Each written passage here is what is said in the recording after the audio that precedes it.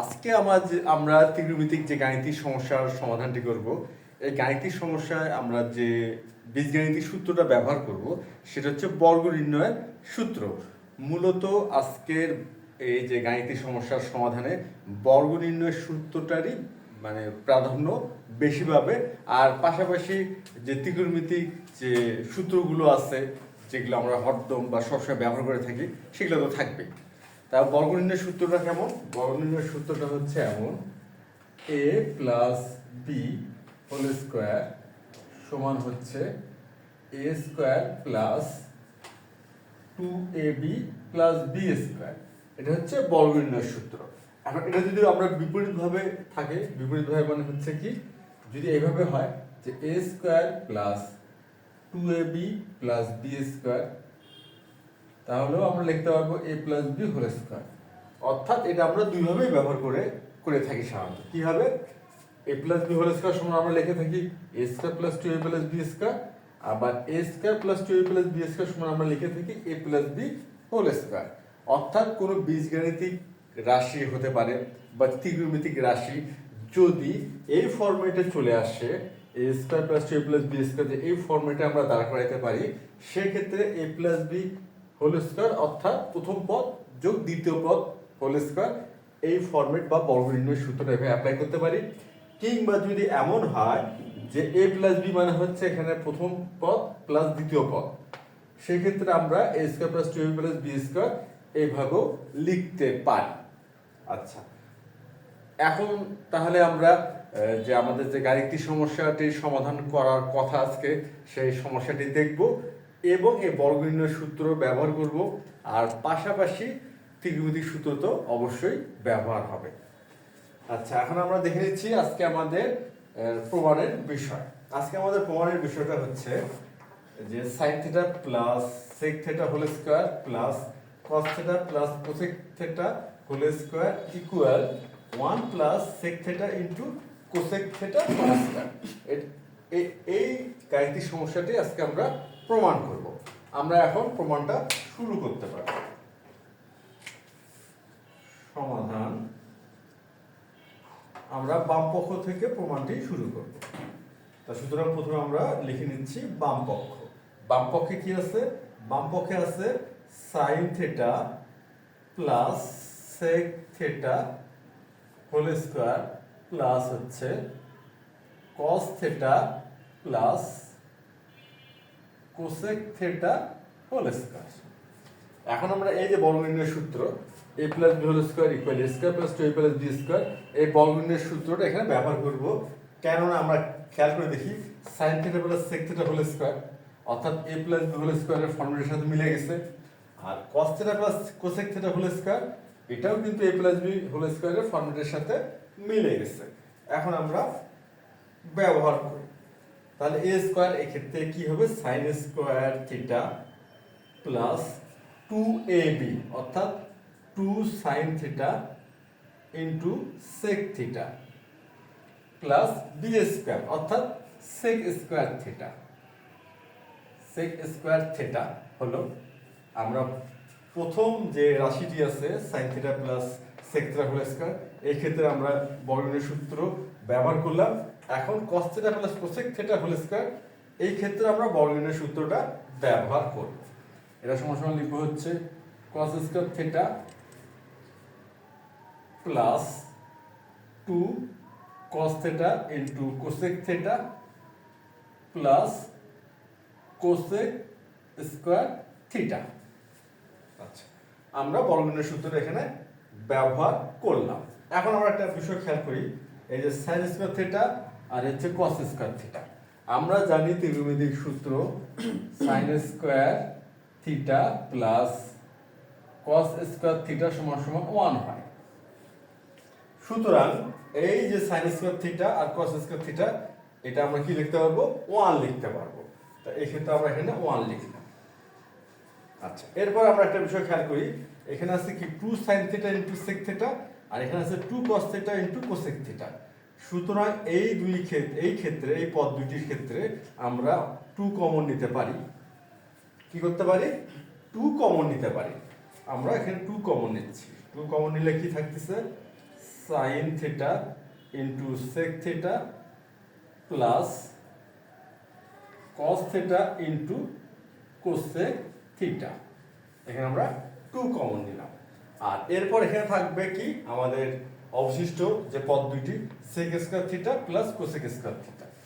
এখানে থাকতেছে হচ্ছে sec square theta plus cosec square theta. আচ্ছা, এরপর এখানে 1 এর থাকবে, এই যে 2 লিখলাম। আর এখানে কি আছে, সাইন থিটা আছে আর ইনটু সেক থিটা আছে। সেক থিটাকে আমরা লিখতে পারবো কি 1/cos থিটা। সেক থিটার বিপরীত অনুপাত কি হয়, cos থিটা হয়। সুতরাং আমরা সেক থিটা সমান কি লিখতে পারবো 1/cos থিটা। সেক থিটা সমান লিখতে পারবো আমরা 1/cos থিটা। আর কোসেক থিটার বিপরীত অনুপাত হচ্ছে সাইন থিটা। সেক্ষেত্রে কোসেক থিটা সমান আমরা লিখে থাকি বা হয় সাইন থিটা, অর্থাৎ 1/sin থিটা। কোসেক থিটা সমান 1/sin থিটা। তা সুতরাং আমরা সাইন থিটাটা ঠিক রাখলাম। আর ইনটু এখানে 1/cos থিটা লিখবো সেক থিটার স্থলে। আর cos থিটাটা এখানে থাকলো। আর কোসেক থিটার স্থলে লিখবো 1/sin থিটা। আচ্ছা, লিখলাম। আর এই যে সেক স্কয়ার থিটা, এখানে আমরা লিখতে পারবো কি, এখানে স্কয়ার আছে, এখানে সেক থিটা যদি 1/cos থিটা হয়, তা সেক স্কয়ার থিটা কি হবে 1/cos স্কয়ার থিটা। এখানে আমরা 1/cos স্কয়ার থিটা লিখবো প্লাস, আর কোসেক স্কয়ার থিটা স্থলে লিখবো 1/sin স্কয়ার থিটা। আচ্ছা,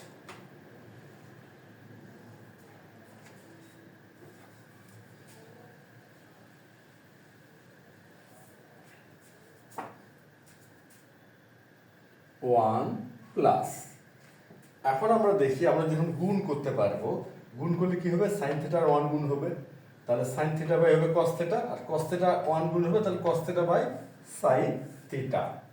তা সুতরাং এখানে 2, এখানে হচ্ছে sine theta by cos theta plus cos theta by sine theta. এটা আমরা কি করলাম, গুণ করলাম। আর এইখানে যেটা আছে 1/cos square theta plus 1/sin square theta, আপাতত এটা আমরা পাশে লিখে রাখি 1/cos square theta plus 1/sin square theta. আচ্ছা, এখানে আমরা একটি ব্র্যাকেট ব্যবহার করলাম আমাদের বোঝার সুবিধার্থে। এখানে একটা আমরা কি দিয়ে নিলাম, ব্র্যাকেট দিয়ে নিলাম। যেহেতু প্লাস চিহ্ন আছে, এই জন্য ব্র্যাকেটের ভিতরে চিহ্ন কোনো পরিবর্তন হলো না। যদি এখানে মাইনাস চিহ্ন থাকতো, সেক্ষেত্রে ব্র্যাকেটের ভিতরে চিহ্ন পরিবর্তিত হতো বা পরিবর্তন করতে হতো। আচ্ছা, 1 প্লাস 2, এখন cos থিটা sin থিটা আমরা যদি লসাগু করি, অর্থাৎ এখানে আমরা ভগ্নাংশের যোগ করব, সুতরাং আমাদের লসাগু করতে হবে। এখানে আছে cos থিটা sin থিটা, সুতরাং লসাগু হচ্ছে cos theta into sin theta. আর এখানে যেহেতু cos থিটা আছে, তাহলে এটা ভাগ হবে, cos থিটা ভাগ হলো, sin থিটা থাকলো, আর sin থিটা গুণ করলে হবে sin স্কয়ার থিটা। অনুরূপভাবে এখানে হবে cos স্কয়ার থিটা। আর এই ক্ষেত্রেও আমরা কি করব, ভগ্নাংশের যোগটাই করব। সুতরাং এখানে হবে হচ্ছে cos square theta into sin square theta.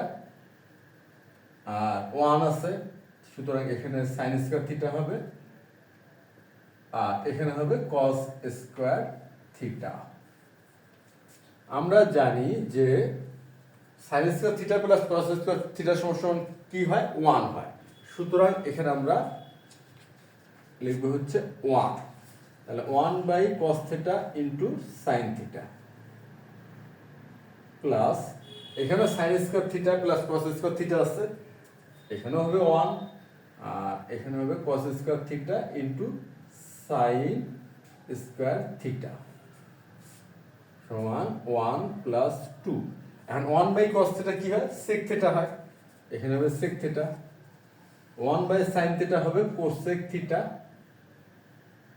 Plus 1/cos square theta, এটা হবে হচ্ছে sec স্কয়ার থিটা। আর 1/sin স্কয়ার থিটা, এটা হবে কোসেক স্কোয়ার থিটা। আচ্ছা, এখন আমরা আমাদের যে ফরম্যাটটা আসলো একটু খেয়াল করি, 1 plus 2 sec theta into cosec theta plus sec square theta into cosec square theta.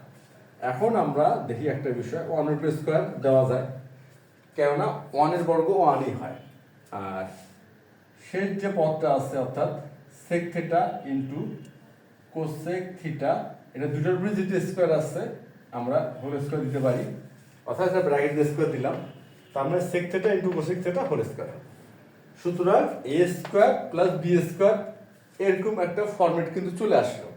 আর মাঝখানে মধ্যপদ যেটা হবে 2 into 1 2a and b, b মানে কি হবে sec theta into cosec theta. আমরা একটা বিষয় খেয়াল করি, 1 স্কোয়ার মানে a স্কোয়ার প্লাস 2ab প্লাস b স্কোয়ার। আমাদের কিন্তু এই যে বীজগাণিতিক যে বর্গ নির্ণয়ের সূত্র তার ফরম্যাটটা কিন্তু এখানে আমরা পেয়ে গেলাম। খেয়াল করি, a স্কোয়ার প্লাস 2ab প্লাস b স্কোয়ার, এটা সমান কি লেখা যায় a প্লাস b হোল স্কোয়ার।